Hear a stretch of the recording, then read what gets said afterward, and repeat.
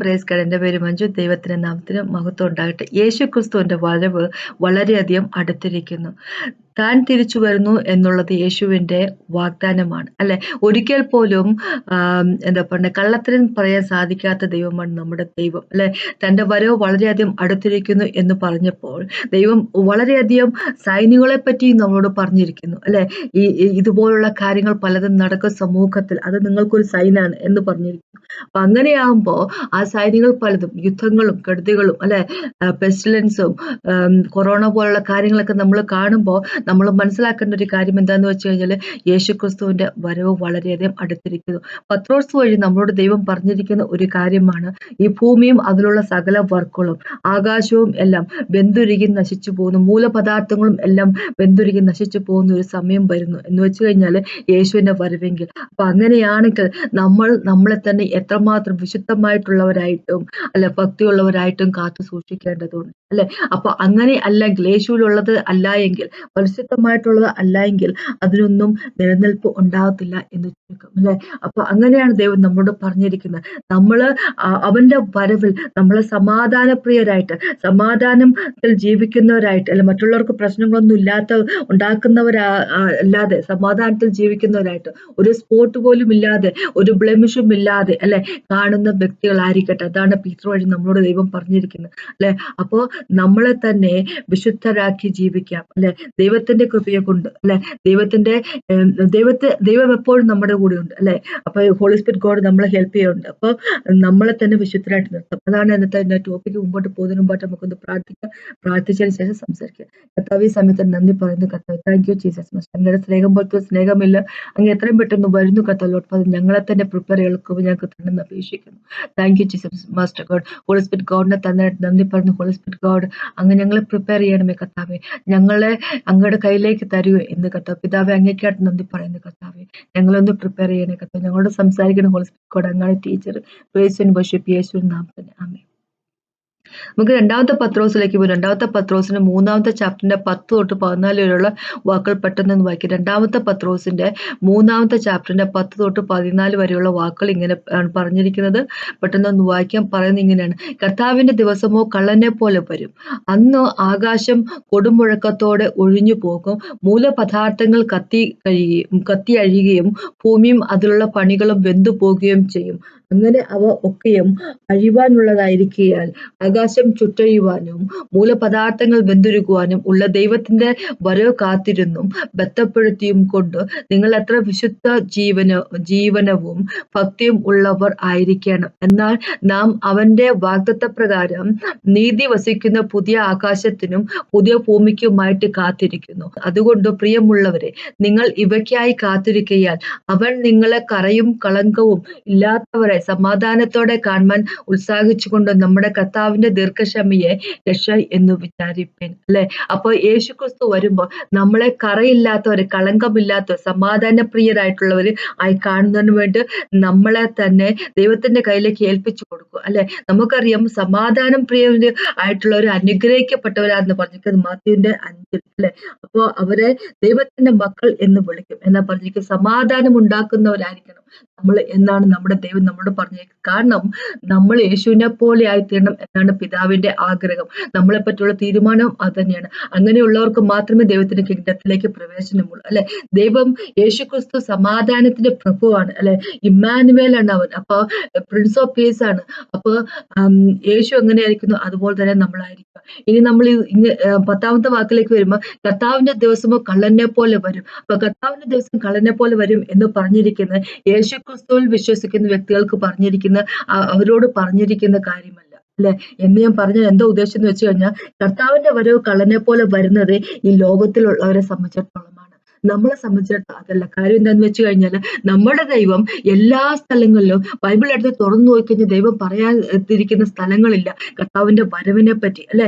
1-ാമത്തെ വരവിനെ പറ്റി, 2-ാമത്തെ വരവിനെ പറ്റിയൊക്കെ നമുക്കറിയാം. ഓൾഡ് ടെസ്റ്റ്മെന്റ് തൊട്ട് ഇങ്ങോട്ട് റെവലേഷൻ വരെ, അല്ലെ, അവസാനത്തെ ചാപ്റ്റർ വെളിപാട് പുസ്തകം വരെ പറഞ്ഞിരിക്കുന്ന കാര്യമാണ് യേശുക്രിസ്തു വരുന്നു എന്നുള്ള കാര്യം, അല്ലെ? നമുക്കറിയാം, മാർക്കോസ് സുവിശേഷത്തിൽ 13-ാമത്തെ ചാപ്റ്റർ യേശുക്രിസ്തു തന്റെ വാഗൊണ്ട് തന്നെ പറഞ്ഞിരിക്കുന്ന കാര്യമാണ്, കർത്താവിന്റെ വരവിനെ പറ്റി പറഞ്ഞിരിക്കുന്നു. സമയം കാലങ്ങളും നമ്മളെ അറിയിച്ചിട്ടില്ല, അത് വാസ്തവം. പക്ഷെ യേശുവിന്റെ വരവ് എന്ന് പറയുമ്പോൾ ഇങ്ങനെ പറഞ്ഞിരിക്കുന്നത്, നമ്മളോട് പറഞ്ഞിരിക്കുന്ന വാച്ച് എന്നാ പറഞ്ഞിരിക്കുന്നത്. എന്ന് വെച്ച് കഴിഞ്ഞാല് നിങ്ങള് പ്രതീക്ഷിച്ചുകൊണ്ടിരിക്കുക. വാച്ച് എന്നൊരു വാക്ക് ദൈവം ഉപയോഗിക്കുമ്പോൾ, അല്ലെ, നിങ്ങൾ ഉണർന്നിരിക്കുക എന്ന് പറയുമ്പോൾ നമ്മൾ ഇംഗ്ലീഷ് ബൈബിളിൽ വാച്ച് എന്ന് ദൈവം പറയുന്നത് എന്താന്ന് വെച്ചാൽ പ്രാർത്ഥിക്കുക എന്ന് പറഞ്ഞിരിക്കുക. എന്ന് വെച്ചാൽ നമ്മൾ ഉണർന്നിരിക്കുക എന്നങ്ങനെ പറഞ്ഞിരിക്കുന്നത്. അപ്പൊ ദൈവം പറയുന്നത് ഒരു എന്താ പറയുക, ഒരു ഉപമ കൊണ്ട് യേശുക്രിസ്തു അത് നമുക്ക് എക്സ്പ്ലെയിൻ ചെയ്ത് തന്നിരിക്കുക.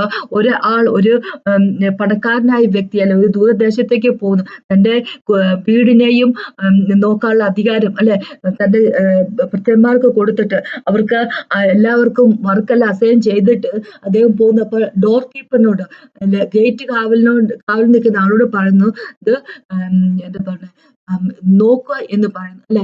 അപ്പൊ തന്റെ യജമാനൻ വരുന്ന എപ്പോഴും നേരത്തില്ല, ഒരുപക്ഷെ വൈകുന്നേരം വരെ, അല്ലെങ്കിൽ മിഡ് നൈറ്റിൽ വരെ, അല്ലെങ്കിൽ രാവിലെ കോഴികൂവും വരെ, എപ്പോ വേണമെങ്കിലും വരാം, അല്ലെ. അപ്പൊ അതുപോലെ വാച്ച് ആൻഡ് ഉണർന്നിരിക്കുക എന്നാ പറഞ്ഞിരിക്കുന്നത്. അപ്പൊ അങ്ങനെ വരെ നമ്മുടെ യേശുക്രിസ്തു പറഞ്ഞിരിക്കുന്നു, അല്ലെ. നമുക്ക് തെസ്സലോനിക്കയിൽ പോകുമ്പോൾ 1 തെസ്സലോനിക്കർ 5 ചാപ്റ്ററിൽ ദൈവം ഇങ്ങനെ പറഞ്ഞിരിക്കുന്നത്, നമ്മള് ഇരുട്ടിന്റെ മക്കളല്ല, നമ്മള് വെളിച്ചത്തിന്റെ മക്കളാ, അല്ലെ. അപ്പൊ യേശുവിന്റെ വരവ് കള്ളനെ പോലെ എന്ന് പറയുമ്പോ, അപ്പൊ നമ്മളെ അത് ഒരു സർപ്രൈസിൽ എടുക്കാൻ വേണ്ടി അത് അങ്ങനെയല്ല. നമ്മൾക്കറിയാം നമ്മള് വെളിച്ചത്തിന്റെ മക്കൾ, നമ്മൾ യേശുവിലുള്ള ആൾക്കാരാണ്, അല്ലെ. അപ്പൊ നമുക്കത് ഒരിക്കൽ പോലും നമുക്കത് ഒരിക്കൽ പോലും സർപ്രൈസ് അല്ല, അല്ലെ, യേശു വരുന്നു എന്ന് പറയുന്നത്.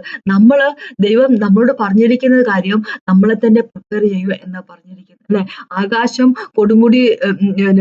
കൊടുമുഴക്കത്തോടെ ഒഴിഞ്ഞു പോകുന്ന സമയം വരുന്നു. മൂലപദാർത്ഥങ്ങൾ കത്തി എന്താ പറയുക ഒഴുകുകയും ഭൂമി അതിലുള്ള സകല പണികളും വെന്തു പോവുകയും ചെയ്യുന്ന ഒരു കാലം വരുന്നു യേശുവിന്റെ വരവിൽ. അപ്പൊ നമ്മൾ ഈ ലോകത്ത് സകലം നമുക്ക് വേണ്ടി കെട്ടിപ്പടുക്കുന്നതൊക്കെ വേസ്റ്റ് ആയിട്ടുള്ള ഒരു കാര്യമല്ലേ. കാരണം അവന്റെ വരവിൽ എനിവേ ഇതെല്ലാം പോകാനുള്ളതാ, അല്ലെ.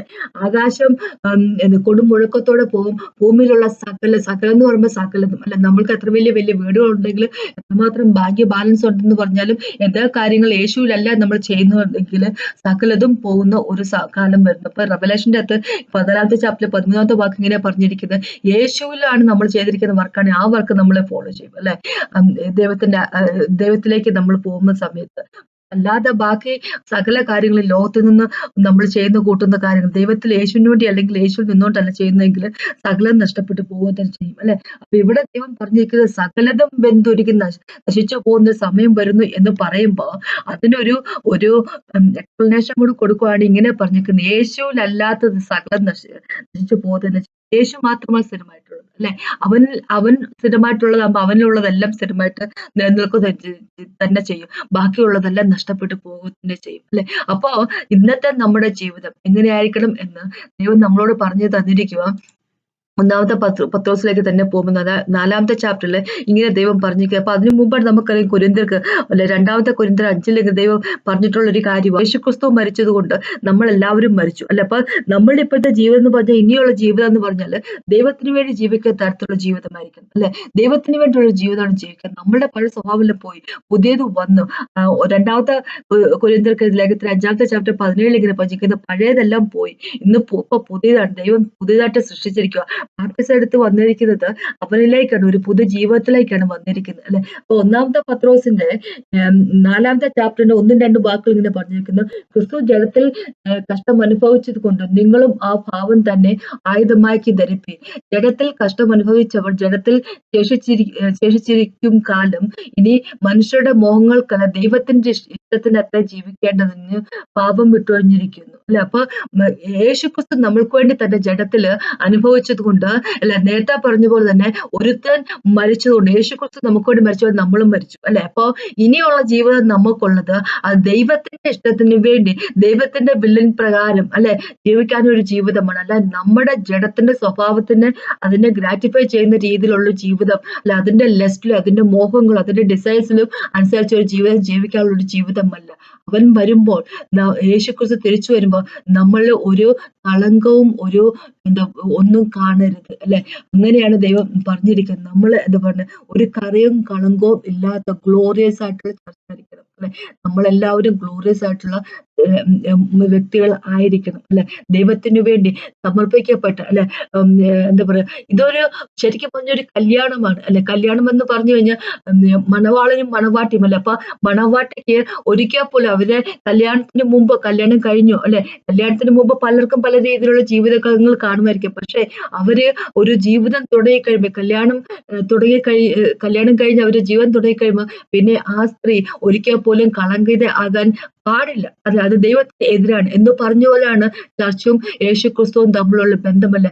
നമ്മള് പല തെറ്റുകളും കുറ്റങ്ങളും നമ്മൾ ചെയ്തു പോയവരാണ് നേരത്തെ. പക്ഷെ അവരുടെ രക്തം കൊണ്ട് നമ്മളെ വാഷ് ചെയ്ത് കളഞ്ഞപ്പോൾ അല്ലെ, നമ്മുടെ സകല പാപങ്ങളും കളഞ്ഞ് നമ്മളെ എന്താ പറയാ തിളങ്ങുന്ന മുത്തുകളെ പോലെ ആക്കി എടുത്തപ്പോൾ അല്ലെ, നമ്മളെ സ്നോയെക്കാളും വൈറ്റ് ആക്കി എടുത്തു കഴിഞ്ഞപ്പോൾ ഇനി അങ്ങോട്ടുള്ള ജീവിതം നമ്മൾ ഒരു കളങ്കോ കറയോ ഒന്നും ഇല്ലാത്തവരായിരിക്കണം അല്ലെ.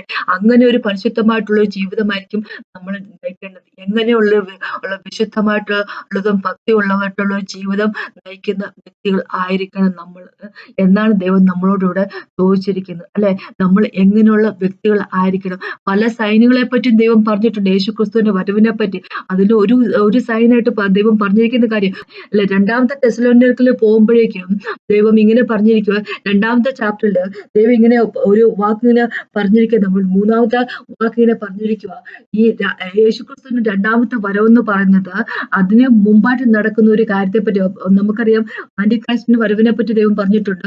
അതിന്റെ ഒപ്പം തന്നെ പറഞ്ഞിരിക്കുന്ന കാര്യമാണ് ഫോളിങ് ഔട്ട് നടക്കും എന്ന് പറഞ്ഞു കഴിഞ്ഞാല് ദൈവത്തെ ഉപേക്ഷിച്ച് പോകുന്ന പലരും ദൈവത്തെ ഉപേക്ഷിച്ച് പോകുന്ന ഒരു കാര്യം കൂടെ നടക്കും എന്ന് പറഞ്ഞിരിക്കുക. എന്ന് വെച്ച് കഴിഞ്ഞാൽ പലരും ദൈവത്തെ വേണ്ട, യേശുക്രിസ്തുവിനെ വേണ്ടെന്ന് വെച്ചിട്ട് പോകുന്ന ഒരു കാലം വരുന്നു അല്ലെ. ദൈവത്തിന്റെ യേശുവിന്റെ വരവിനോട് അടുത്തിരിക്കുന്ന സമയത്ത് അങ്ങനെയാവുമ്പം യേശുക്രിസ്തു പറഞ്ഞിരിക്കുന്ന പോലെ അവസാനം വരെ പിടിച്ചു നിൽക്കുന്നവർ അല്ലെ, എന്താ പറയാ, അവസാനം വരെ എൻഡ്യൂർ ചെയ്യുന്നവർ മാത്രമേ ഉള്ളൂ രക്ഷിക്കപ്പെടത്തുള്ളൂ. അങ്ങനെയാകുമ്പം എന്താ പറയുക, നമ്മളെ തന്നെ കീപ്പ് ചെയ്യുന്നവരായിരിക്കണം അല്ലെ. നമ്മളെ തന്നെ എന്താ പറയാ ദൈവത്തിന്റെ സ്നേഹത്തിൽ കീപ്പ് ചെയ്യുന്ന ആൾക്കാരായിരിക്കണം. പലരും യേശുവിനെ വിട്ട് ഉപേക്ഷിച്ച് പോകും അല്ലെ. എന്താ പറയാ, വിശ്വാസത്തിൽ നിന്ന് മാറിപ്പോകുന്ന സമയങ്ങൾ വരാൻ പോകുന്നു. അങ്ങനെയാകുമ്പോ നമ്മള് വിശ്വാസത്തിൽ നിൽക്കുന്ന വ്യക്തികളായിരിക്കണം. അപ്പൊ നമുക്കറിയാം ഈ പത്രോസിനെ തന്നെ, ഈ 2 പത്രോസിൽ തന്നെ നമുക്കറിയാം ഇത് 3 ചാപ്റ്ററിനെ പറ്റി തന്നെ യേശുക്രിസ്തു ദൈവം പത്രോസ് വഴി പറഞ്ഞിരിക്കുന്ന മോക്ക് ചെയ്യുന്ന ആൾക്കാരെ പറ്റിയാ പറഞ്ഞിരിക്കുന്നത് അല്ലെ. മോക്ക് എന്ന് പറഞ്ഞാൽ കളിയാക്കുന്ന ആൾക്കാർ, എന്നാ യേശുവിന് വരവ് എന്നൊക്കെ പറഞ്ഞ് കളിയാക്കി ചോദിക്കുന്ന കുറെ നാളായാലും. നേരത്തെ ഞങ്ങൾ പൂർവ്വ പിതാക്കന്മാരുടെ കാലം തൊട്ട് തന്നെ ഇത് യേശു വരുന്നു എന്ന് പറഞ്ഞിട്ട് പിന്നെ അത് കഴിഞ്ഞിട്ട് ഇവിടെ പ്രത്യേകിച്ച് കാര്യങ്ങളൊന്നും നടന്നിട്ടില്ല, എല്ലാം അതുപോലെ തന്നെയാണല്ലോ എന്ന് പറഞ്ഞ് കളിയാക്കുന്നവരെ കാലം വരുന്നു അല്ലെ. ഇതേ ചാപ്റ്ററിലേക്ക് വരും പിന്നെ 15 തൊട്ടുള്ള താഴെ വാക്കിലേക്ക് വായിക്കും നമുക്കറിയാൻ പറ്റും, വചനത്തെ വളച്ചൊടിച്ച് തിരിച്ചു മറിച്ച് അവർക്ക് ആവശ്യമുള്ള കാര്യത്തിലേക്ക് മറ്റുന്ന ആൾക്കാരെ പറ്റി പറഞ്ഞിരിക്കുന്നു. 2 ചാപ്റ്ററിലേക്ക് പോകുമ്പോൾ അറിയാം നമുക്ക് പറഞ്ഞിരിക്കുക, ഫോൾസ് ആയിട്ട് ടീച്ചേഴ്സ് അല്ലെ, വ്യാജമായിട്ട് സംസാരിക്കുന്നവര്, എന്താ പറയുക നേരെയായിട്ടുള്ള രീതിയിലുള്ള എന്താ പറയുക നുഴഞ്ഞു കയറി അകത്ത് വന്നിരിക്കുന്ന നേരിട്ടുള്ള രീതിയിലുള്ള പഠിപ്പിക്കലല്ല, പഠിപ്പിക്കാതെ നുഴഞ്ഞു കയറി വന്ന് ദൈവത്തിന്റെ മക്കളെ ദൈവത്തിൽ നിന്ന് എന്താ പറയാ കൊണ്ടുപോകുന്നതിന് വേണ്ടി ശ്രമിച്ചുകൊണ്ടിരിക്കുന്ന ആൾക്കാരെ പറ്റി പറഞ്ഞിരിക്കുന്നു അല്ലെ.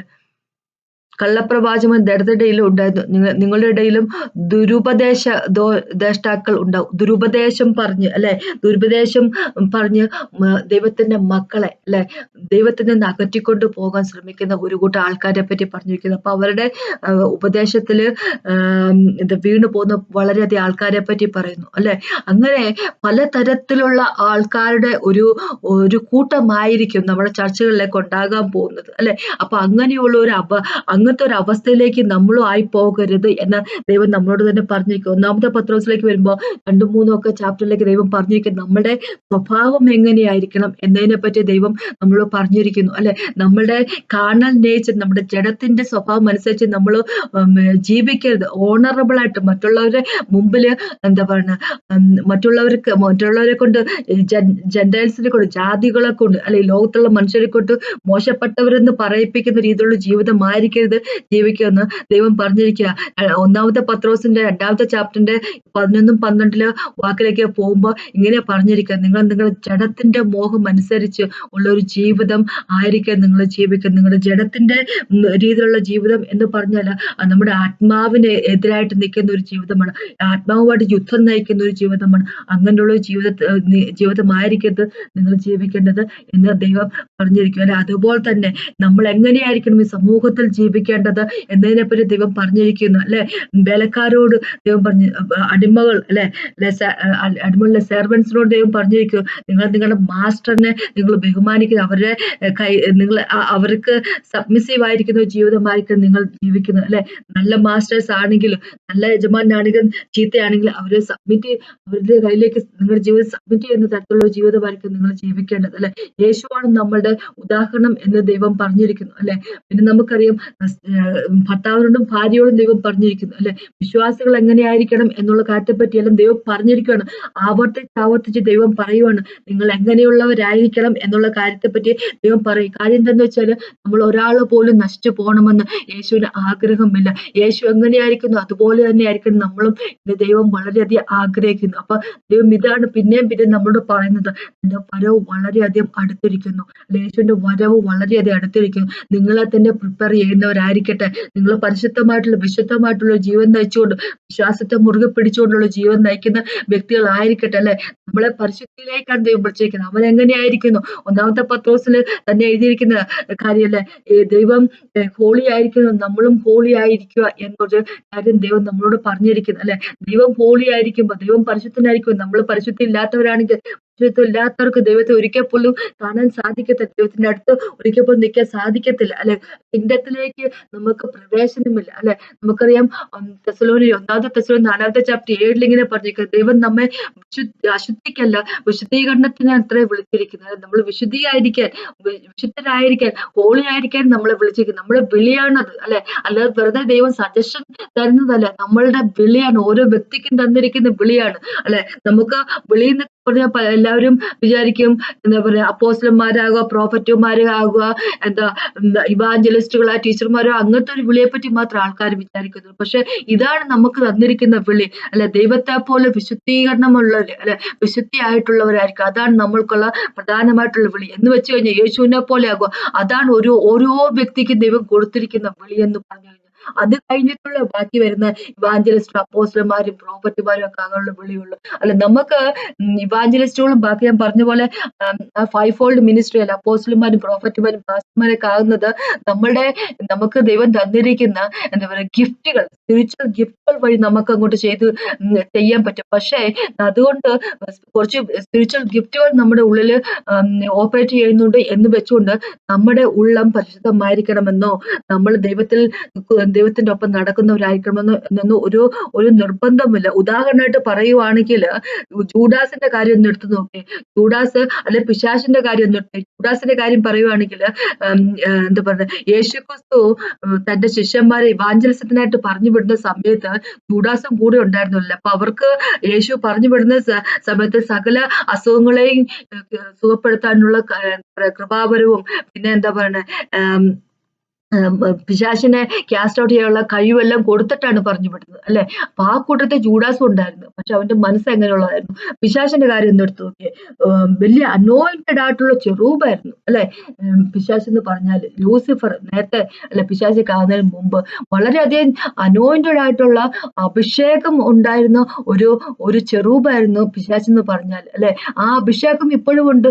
അതുകൊണ്ടാണ് അവന് ഓടി നിൽക്കേണ്ട പണിയെല്ലാം ചെയ്യുന്നത്. പക്ഷെ അവന്റെ ഉള്ളിലിരിപ്പ് എന്താന്നുള്ള കാര്യം നമുക്ക് എല്ലാവർക്കും അറിയാം. അല്ലെ, അപ്പൊ ദൈവത്തിന്റെ എന്താ പറയുക ആ കൃപാവരമുള്ളവര് എന്ന് വെച്ച് കഴിഞ്ഞാൽ സ്പിരിച്വൽ ഗിഫ്റ്റ് ഉള്ളവർക്ക് ആ സ്പിരിച്വൽ ഗിഫ്റ്റിൽ ഓപ്പറേറ്റ് ചെയ്യാൻ പറ്റും. പക്ഷെ മനസ്സ് ജീവിതം അത് വൃത്തിയും വെടിപ്പും ഉള്ളതായിരിക്കണം എന്നുള്ളതാണ് ദൈവം പറയുന്നത്. അപ്പം അങ്ങനെ ജീവിതം വിശുദ്ധമല്ലാതിരിക്കുന്ന ആൾക്കാരോട് ദൈവം അവസാനം ചോദിക്കും, എനിക്ക് നിന്നെ അറിയത്ത് പോലുമില്ല, നീ ആരാന്ന് ചോദിക്കുന്ന ഒരു സമയം വരും അല്ലെ. അങ്ങനെ ആകരുത്. നമ്മളെ തന്നെ പ്രിപ്പയർ ചെയ്യുക, വിശുദ്ധമായിട്ടുള്ള ജീവിതത്തിനായിട്ട്. പരിശുദ്ധമായിട്ടുള്ള ജീവിതം നയിക്കുന്നവർ ആയിരിക്കുക അല്ലെ. ഇങ്ങനെ ദൈവം നമ്മളോട് പറഞ്ഞിരിക്കുന്നത് എത്രമാത്രം എത്രമാത്രം വിശുദ്ധിയുള്ളവരായിരിക്കണം. അവന്റെ വരവില് ഒരു സ്പോട്ടോ ഒരു ബ്ലെമിഷോ ഒന്നുമില്ലാതെ, ഒരു കറയും കളങ്കവും ഒന്നുമില്ലാതെ സമാധാനപ്രിയരായി സമാധാനത്തിൽ ജീവിച്ചു പോകുന്ന വ്യക്തികളായിട്ട് അങ്ങനെ കാണണം നമ്മളെ. അതാണ് നമ്മുടെ ദൈവം നമ്മളെ പറ്റി ഉദ്ദേശിക്കുന്നത്. വീണു പോകുന്ന വ്യക്തികൾ ആകരുത്. വീഴാൻ വേണ്ടി ആയിരിക്കരുത്. അവസാനം വരെ നമ്മൾ കഷ്ടപ്പെടുന്നത് വീണു പോകാൻ ആയിരിക്കരുത്. അതുകൊണ്ട് നമ്മുടെ ഉള്ള് എങ്ങനെയാന്നിട്ടുള്ളതെന്ന് നമ്മൾ തന്നെ തീരുമാനം എടുക്കുക. അതെങ്ങനെയാന്നുള്ള കാര്യം നമ്മൾ എന്നും പരിശോധിച്ചുകൊണ്ടിരിക്കുക. എവിടെയെങ്കിലും നമുക്ക് തെറ്റുകൾ കുറ്റങ്ങൾ പറ്റിപ്പോയിട്ടുണ്ട്, വീണു പോയിട്ടുണ്ടെങ്കിൽ തിരിച്ചു വരും യേശുവിലേക്ക്. അതാണ് വേണ്ടത്. അതല്ല ക്ഷമ ചോദിച്ചുകൊണ്ട് തിരിച്ചു വരിക അല്ലെ. അതിനെ പറ്റിയാണ് എനിക്ക് പറയാനുള്ളത്. അവന്റെ വരവ് വളരെയധികം അടുത്തിരിക്കുന്നു. നമ്മളെ തന്നെ പ്രിപ്പയർ ചെയ്യും അല്ലെ. അപ്പൊ നമുക്കൊന്ന് പ്രാർത്ഥിച്ചുകൊണ്ടിരിക്കും. കർത്താവ് സമയത്ത് നന്ദി പറയുന്നു കർത്താവ്. Thank you Jesus master. അങ്ങയുടെ വരവ് ഏറ്റവും അടുത്തിരിക്കുമ്പോൾ കർത്താവ് ഞങ്ങളെ പരിശുദ്ധരായിട്ട് നിർത്താനുള്ള കൃപ ഞങ്ങൾക്ക് തരുന്ന പക്ഷേ ഹോളി സ്പിരിറ്റ് ഗോഡ് അങ്ങയുടെ കൃപയില്ലാതെ അങ്ങയുടെ ഹെൽപ്പില്ലാതെ ഞങ്ങൾക്കൊന്നും ചെയ്യാൻ സാധിക്കത്തില്ല. കർത്താവെ ഹെൽപ്പ് ചെയ്യുന്ന പക്ഷേ യേശു നാമത്തിനാമേ കർത്താവ് ഞങ്ങൾ ഹോളി ആയിരിക്കട്ടെ കർത്താവെ. അങ്ങ് ഹോളി ആയിരിക്കുന്ന പോലെ കർത്താവ് lord father God. Thank you Jesus master. Praise you and worship you Yesu നാമത്തിനാമേ. എന്നെ കേട്ടോണ്ടിരിക്കുന്ന ഓരോ വ്യക്തികളോട് പ്രാർത്ഥിക്കുന്നു അനുഗ്രഹിക്കുന്ന യേശു നാമം. കേട്ടെന്നെ ദൈവത്തിനകത്ത് മാത്രം.